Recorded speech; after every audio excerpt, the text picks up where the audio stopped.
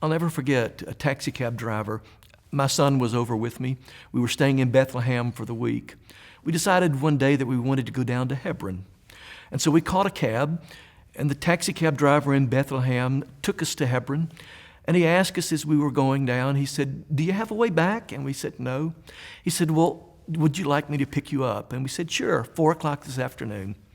So after we had walked all through Hebron, seeing a city there, a once thriving city, the largest city actually in the West Bank, a city that now is decaying.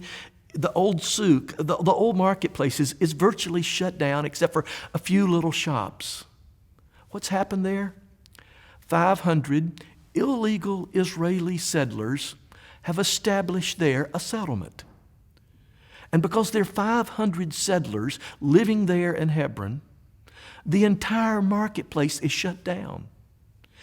And because of that, there are 2,000 IDF soldiers stationed in Hebron to protect the 500 settlers.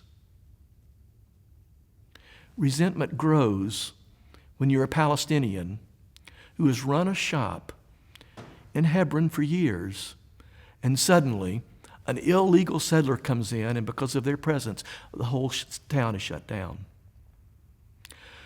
So at 4 o'clock, after viewing this reality, Colin and I catch our cab, and we're driving back to Bethlehem.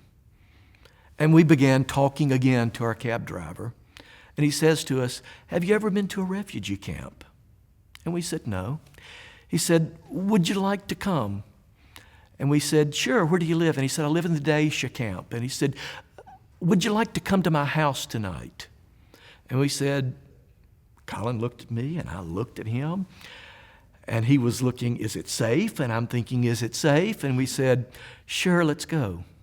And so he picked us up 7 o'clock, and he drove us to the edge of the camp, and we spent the next 3 hours with his family. And I heard the story of this man, a man who once had been a thriving business in Jerusalem, but now because of the separation barrier, now because of checkpoints, now because he's Palestinian, now because he's a Muslim, he can never go to Jerusalem again. And he says, "I struggle now. I have 4 children.